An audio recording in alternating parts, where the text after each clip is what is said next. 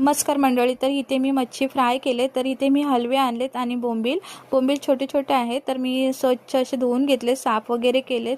तर कसं आहे मंडळी, मी आहे कोकणी आणि माझे मिस्टर आहेत नगरचे. तर माझे मिस्टर काय फारसे मच्छी नाही खायचे, पण जेव्हापासून मी आले तर मला मच्छी माशांशिवाय जमतच नाही. आणि मला कोंबडी वडे पण फार आवडतात आणि मी आठवड्यातून 2दा ते 3दा मच्छी बनवतच असते. आणि आता त्यांनाही त्याची सवय लागली आणि तेही फार आवडीने खातात, कारण आपण कोकणी आहोत. तर कोकण्यांना मच्छीशिवाय काय जमतच नाही. आणि सुकी मच्छी मला फार आवडते, जवळा भाकरी वगैरे, तांदळाची भाकरी, आणि मी तेही बनवत असते. तरी इथे बघा मी मसाल्यासाठी घेतलं आहे घरगुती मसाला, गरम मसाला, अद्रक लसूण पेस्ट आणि लिंबू. ते एकदा एकजीव करून घेतलं. त्याच्यामध्ये नंतर ना मी बोंबील ॲड केले, बोंबीला लावून घेतला आणि अर्धा तास मॅग्नेट करायला ठेवले. नंतर इथे तांदळाचं पीठ घेतलं आहे, रवा घेतला आहे. तर पहिले आपण बोंबील फ्राय करतोय. बोंबलांना पहिले मी तांदळाचं पीठ लावलं आणि मस्त असे फ्राय करून घेतलेत आणि तांदळाच्या भाकरीबरोबर फार छान लागतात.